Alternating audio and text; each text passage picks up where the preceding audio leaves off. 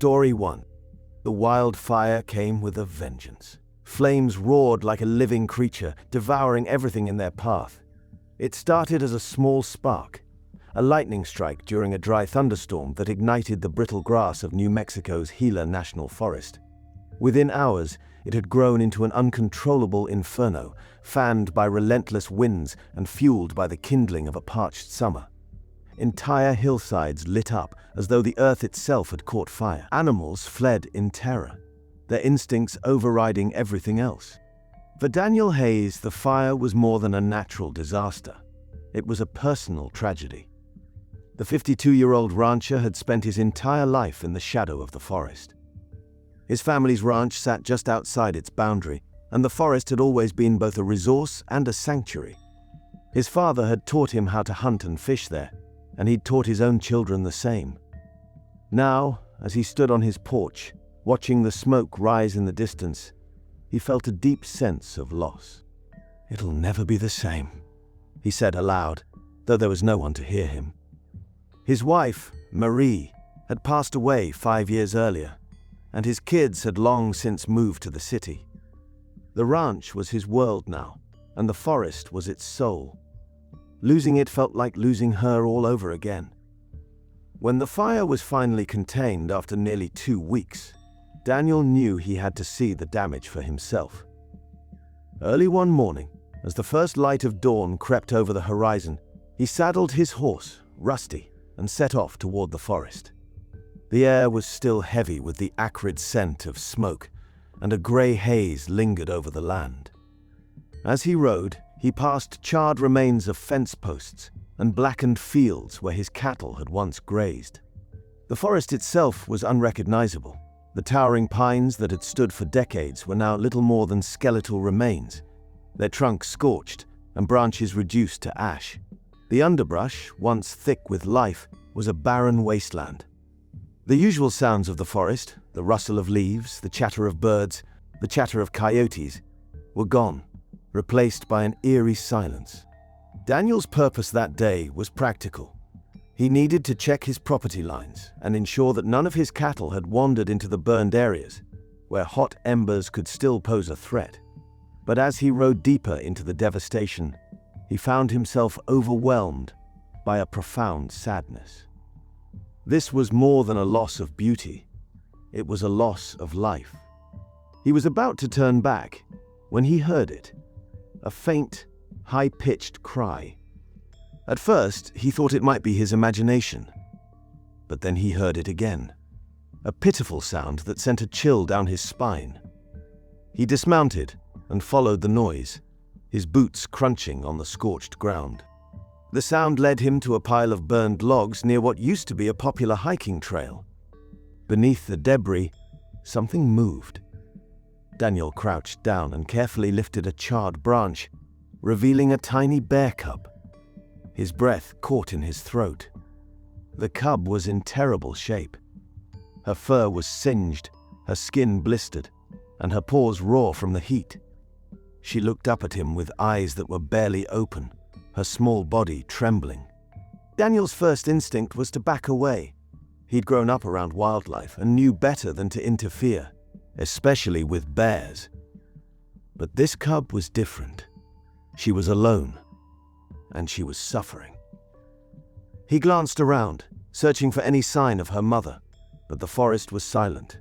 The fire had likely separated them, and there was little chance the mother had survived.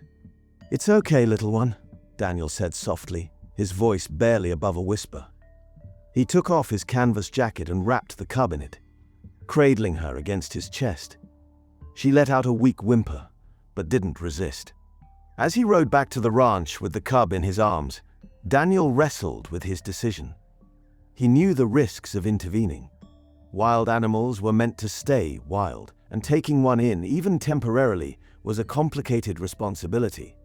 But he also knew that leaving her behind would have been a death sentence. The cub was too young and too injured to survive on her own. Back at the ranch, Daniel set up a makeshift pen in the barn. He contacted a wildlife rehabilitation center in Albuquerque, explaining the situation. The woman on the other end of the line, a biologist named Dr. Sarah Green, was sympathetic but cautious. "We'll send someone out as soon as we can," she said. "In the meantime, keep her hydrated and try to get some food into her. But be careful. Even at her age, she's still a bear." Daniel decided to call the cub Ember, a nod to both her fiery ordeal and her fighting spirit. Caring for her was no small task. Her burns required daily treatment, and she was too weak to eat on her own. Daniel spent hours by her side, feeding her milk with a syringe and applying salves to her wounds. At first, she barely moved, her small body racked with pain. But slowly, she began to improve. By the end of the first week, Ember was standing on her own. By the second, she was exploring the barn, her curious nature starting to shine through. Daniel couldn't help but smile as he watched her paw at a bale of hay, her still healing paws slipping on the twine. "You're tougher than most folks I know," he told her one day as she attempted to climb the haystack. As Ember healed, she and Daniel developed an unexpected bond. She would follow him around the barnyard, tugging at his boots and playfully swiping at his pant legs. Daniel found himself talking to her as he worked, sharing stories about his late wife, the challenges of ranching, and the beauty of the forest before the fire. But he was also mindful of the fact that Ember wasn't a pet. She was a wild animal, and his job was to prepare her for a return to the wild. Over the next few months, he worked to do just that. He built climbing structures in the barnyard and scattered food to encourage her to forage. He also started limiting their interactions, knowing that she needed to regain her natural instincts. By the time summer rolled around, Ember was no longer the helpless cub Daniel had found. Her fur had grown back, her burns were fully healed, and her playful curiosity had been replaced by the cautious independence of a wild bear. She had grown stronger too, her once fragile frame now sturdy and muscular. The day finally came when Daniel knew it was time to let her go. Dr. Green and her team arrived at the ranch to help with the release. They fitted Ember with a tracking collar to monitor her progress and ensure her safety. Daniel watched as they loaded her into a transport crate, his heart heavy but resolute. The release site was a remote area deep within the forest, far from human habitation. As they opened the crate, Ember hesitated, looking back at Daniel one last time. "Go on, girl," he said, his voice thick with emotion. "You're ready." Ember stepped out, sniffed the air, and then disappeared into the trees. Daniel stood there for a long time, staring at the spot where she had vanished. Life on the ranch felt emptier without Ember. But Daniel found solace in knowing he had given her a second chance. The forest, too, was beginning to heal, with new growth sprouting among the ashes. Occasionally he would ride out to the release site, hoping for a glimpse of the bear he had saved. Though he never saw her again, he liked to imagine her thriving in the wild, a symbol of resilience and hope. For Danielle, Ember was more than just a bear. She was a reminder that even in the face of devastation, life could endure, and sometimes it just needed a little help. Story 2? Deep in the heart of the Yukon wilderness, just outside the remote hamlet of Dawson Crossing, a young family had recently moved into a modest log cabin.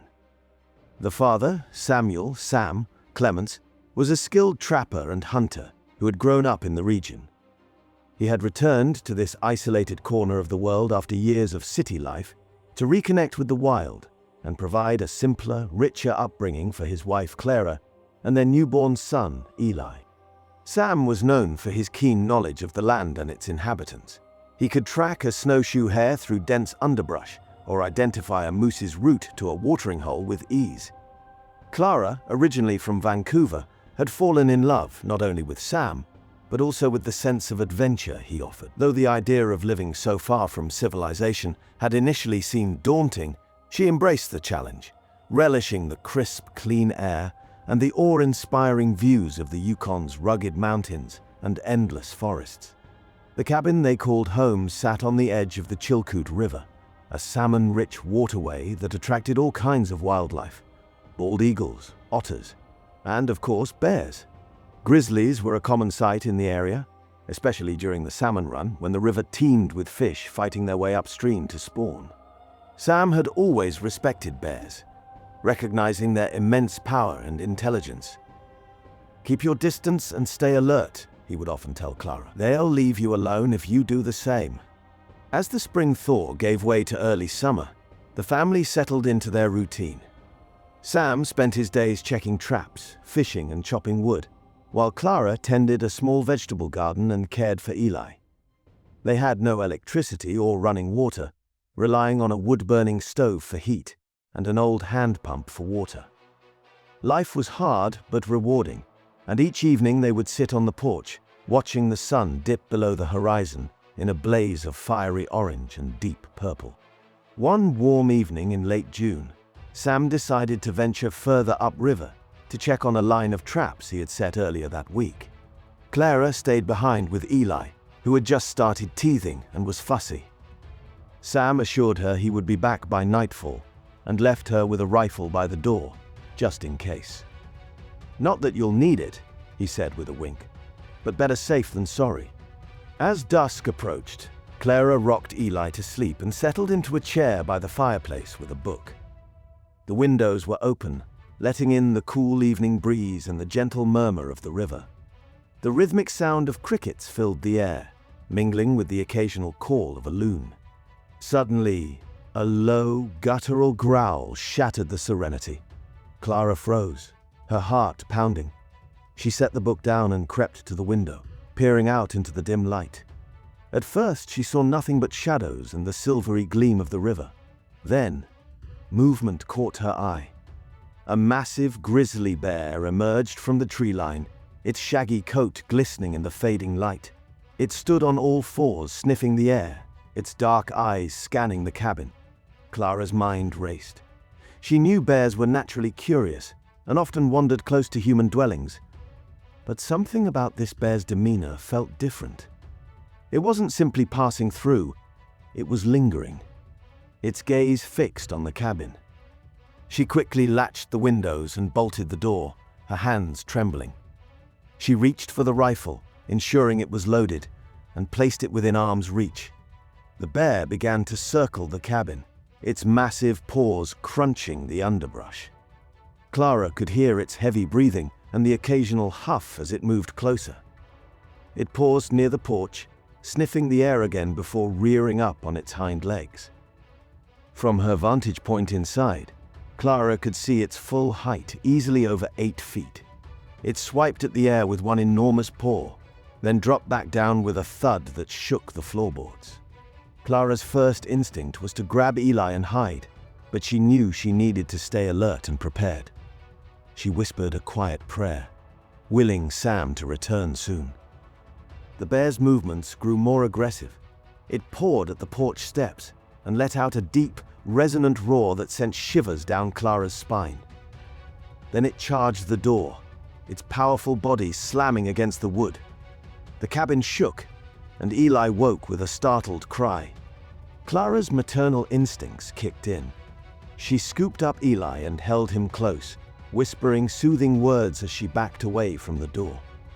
The bear's assault continued, its claws raking deep gouges into the wood.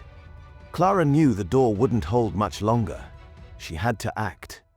She placed Eli in a makeshift crib in the corner of the room, away from the windows and door, and grabbed the rifle. Taking a deep breath, she aimed through one of the narrow gaps in the wooden shutters. The bear's broad back was turned as it continued to batter the door. Clara steadied her hands, her finger hovering over the trigger. She didn't want to harm the animal, but she couldn't let it break in. She fired a warning shot into the air. The deafening crack of the rifle echoed through the valley, and the bear froze. For a moment, Clara thought it might retreat, but instead it turned its massive head toward the window, its eyes glinting with fury. It roared again, louder this time, and charged at the side of the cabin, throwing its weight against the logs. Panic surged through Clara. She fired again, this time aiming to graze the bear's shoulder. The shot hit its mark, and the bear let out a pained roar, stumbling back. It shook its head, disoriented, and then retreated to the edge of the tree line, Clara watched, her breath coming in short gasps as the bear paced back and forth, clearly agitated but unwilling to leave entirely. Just then she heard the familiar sound of boots crunching on gravel. Sam emerged from the shadows, his rifle slung over one shoulder and a string of fish in his free hand. His expression shifted from confusion to alarm as he took in the scene. The claw marks on the door, the pacing bear, and Clara standing in the doorway with the rifle. "Get inside!" Clara shouted, her voice trembling. Sam dropped the fish and unslung his rifle in one fluid motion. He moved cautiously toward the cabin, his eyes never leaving the bear. The animal paused, its ears twitching, and let out a low growl. Sam raised his rifle, aiming carefully.